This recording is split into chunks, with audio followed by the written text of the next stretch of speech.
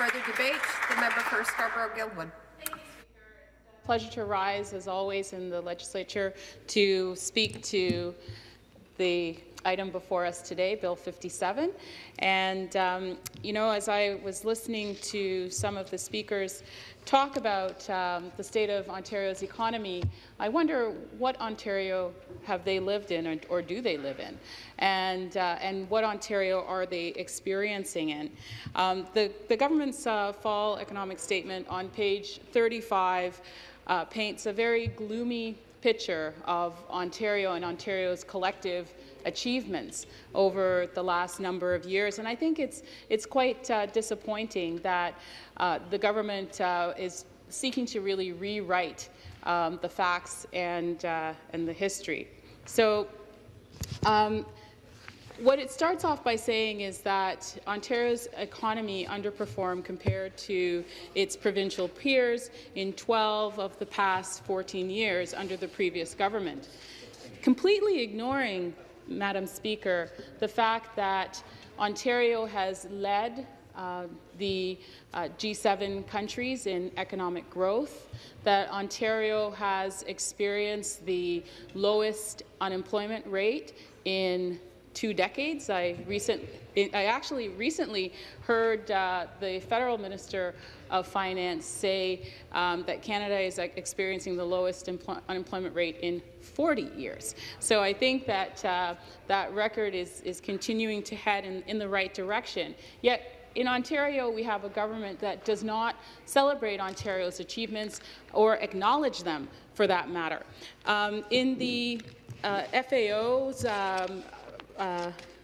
economic and budget outlook that was tabled last spring, there's actually a really interesting provincial comparison that looks at the total revenue and the revenue per capita. It looks at total expenditures and the expenditures per capita based on Ontario's GDP. And Ontario actually spends the lowest on a per capita basis on government services than any other jurisdiction in Canada.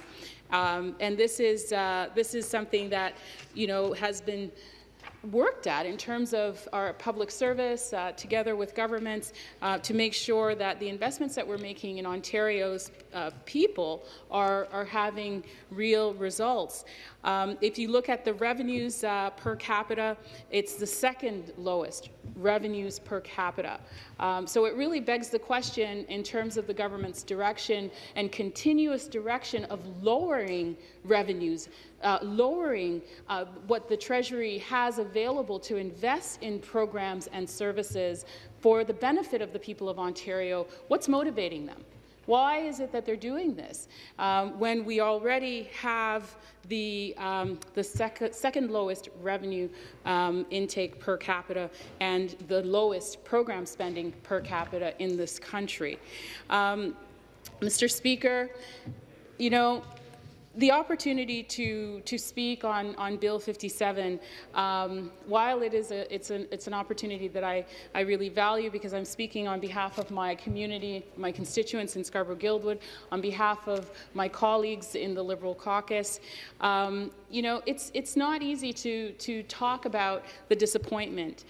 The disappointment that I see in the members opposite who stand every morning during question period to cheer without thought about how their government is hurting people who are vulnerable in this province. Because I think about the people in my constituents, and you're cheering because you've put a halt on the rising of the minimum wage. Well, many of them are working multiple jobs to make ends meet. If you look at the Daily Bread Food Bank's recent report on the rise of food bank usage, 89% of that is in Scarborough. It hits my community square on. So, you know, some of these changes, it hurts. I can say that quite honestly because I know that it's affecting very vulnerable people, and the trend that we're seeing here, and especially in Bill 57, is to establish more reasons to cut, additional contexts, for making more cuts, keeping that pressure to reduce spending, despite the fact that we have the lowest per capita spending on government expenditures of any other jurisdiction in this country. And, you know, this is targeting the most vulnerable in our society. So, you know, Mr. Speaker, what I want to talk today about is, as it relates to the fall economic statement and the update, is that these changes are having a profound effect on the people of this province. Changes like removing the absolute authority of this body, this legislative body, over the independent officers to select, to set the terms of their employment and their replacements, should that be needed. That's always been something that has been respected and regarded. You know, having just come out of a situation of majority government, of course, independent officers do provide sharp critique of the government and the actions of government, but it's always in the spirit of what is the best for Ontarians and how do we collectively make this province work and benefit everyone. So to remove that absolute independence and authority and to put decisions in the hands of the government to make that on their own is a mistake.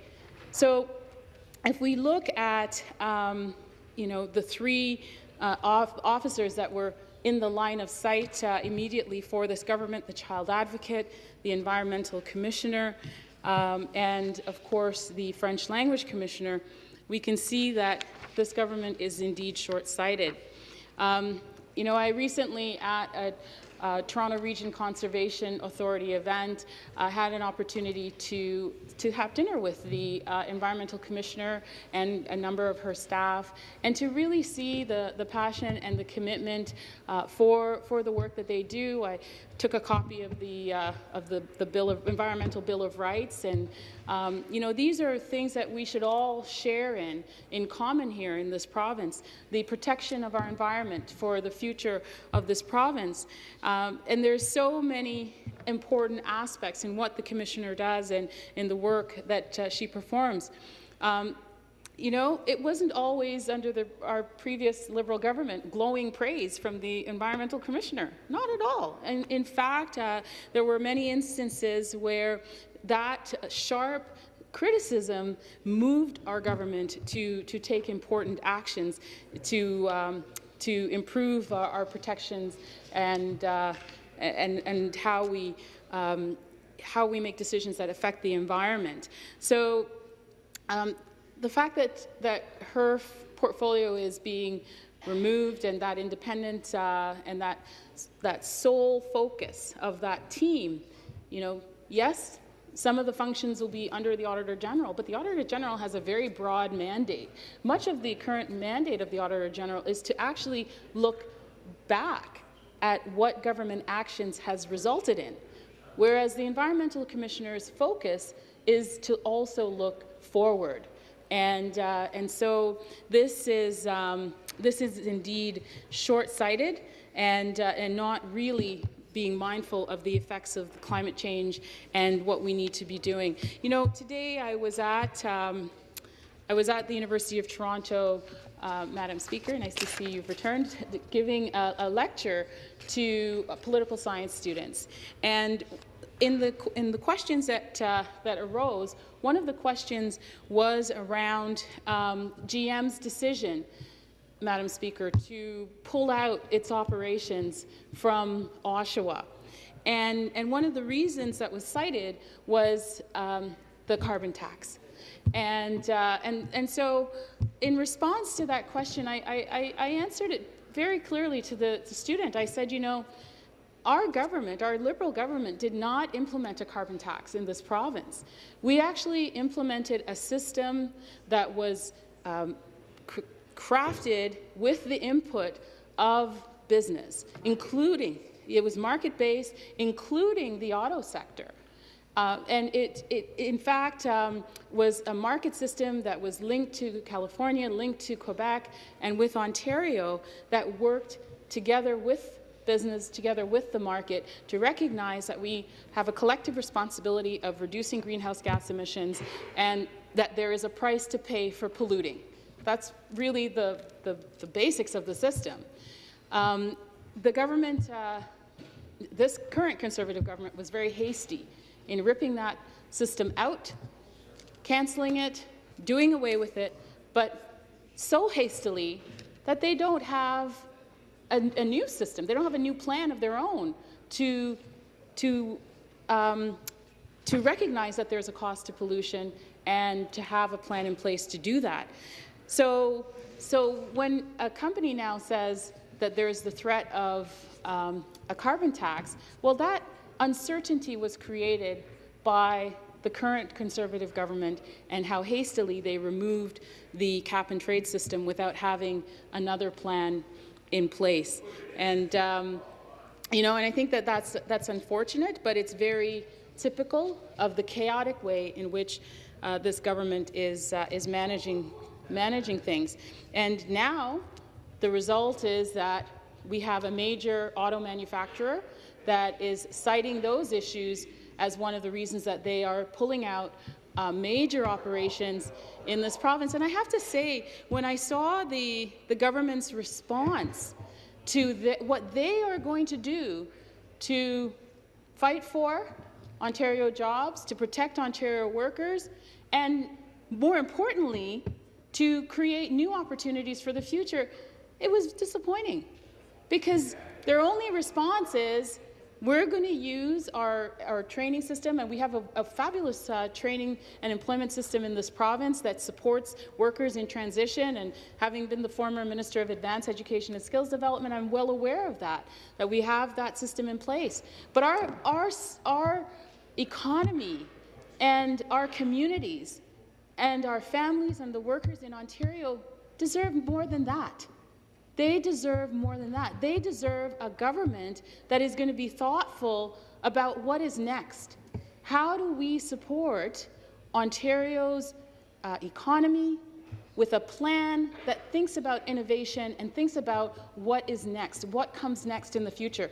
And I have yet to hear that from this current government when it comes to the situation with respect to the auto sector and the GM decision. And you know, it really begs the question, you know, where are they spending their time? Are they spending their time putting up posters and slogans, or are they spending their time really sitting down and talking to some of those decision makers and really setting out an economic plan that Ontarians can see is going to lead to a productive and worthwhile future? When you think about the growth in our economy over the last decade, you can see that the investments that were made by the previous Liberal government is supporting a growing province, is supporting the economic growth in our province, whether those are investments in education at the elementary and secondary levels, or the investments in the post-secondary levels. Those investments are creating economic opportunities that we benefit from. I do want to also touch on some of the other points that, you know, may not have been talked about quite as much, but really do affect how people will live and work in this province. So, for instance, the recent removal of rent controls on new rental units. This is an issue that affects my riding greatly. And yes, we are keeping the caps on older buildings, but what we have to be concerned about is how the removal of rent control will affect the cost of rental units overall, and the pressure it will be put on the availability of units in a market that is already very tight for rental units. I believe it's less than 1% in Toronto. This is going to create even more pressure to access affordable housing in this city. And you know, who does this benefit? Who does this favor? Does this benefit the renter and the people who are seeking access to those units, or does this benefit the developer?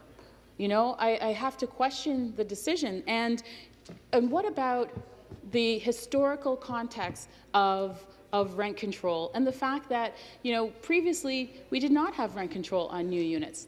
That did not stimulate the growth of more affordable housing in the marketplace. What is needed is a policy, a strategy for affordable housing, a strategy that creates a balance of supportive and social housing with market-driven housing and all types of housing that is needed, inclusionary zoning, so that you take available land and you're making the most of that land based on its usage, its permitted usage.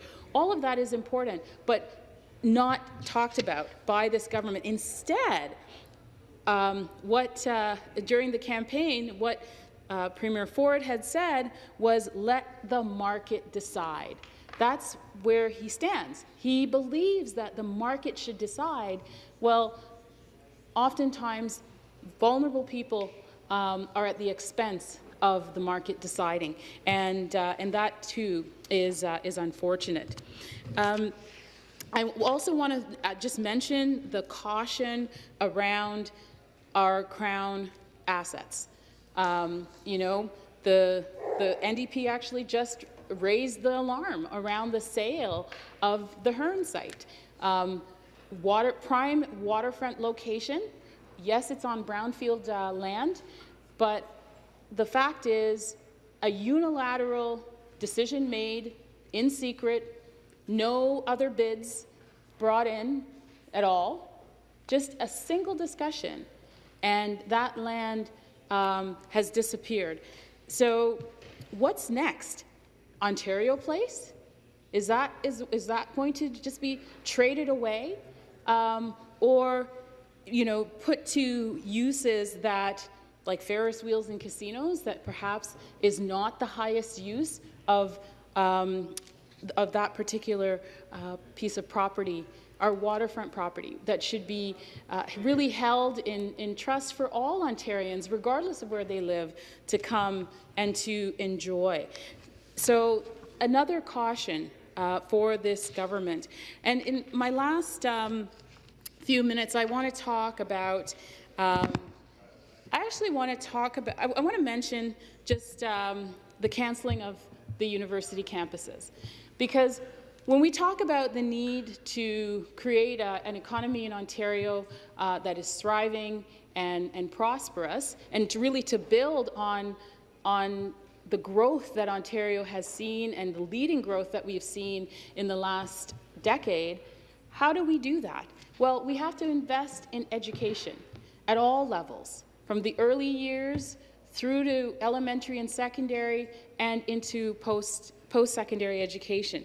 And the fact that this government has cancelled 3 university campuses that were set to expand in areas like cyber security, that was the Brampton campus's focus, or in science, technology, engineering, arts and math, STEAM-focused work that the other sites were planning to do, is really short-sighted. It just really shows that they don't have that vision for an economic future that's based on innovation, that's based on technology. And the French language university, how that university was really designed to be the center of the francophonie and the culture of francophonie in Ontario, and to bring collaborative partnerships together. Very, very short-sighted, and shows that this government really has no plan for Ontario's economy. Let's close by talking about those who are most vulnerable in our province. And in my riding, Bea and Teresa came to see me to talk about what they hope to see in the government's changes to social assistance. And I have to say that I haven't seen that vision or compassion come forward from this government. The minister announced last Thursday very little details on what the plan is. But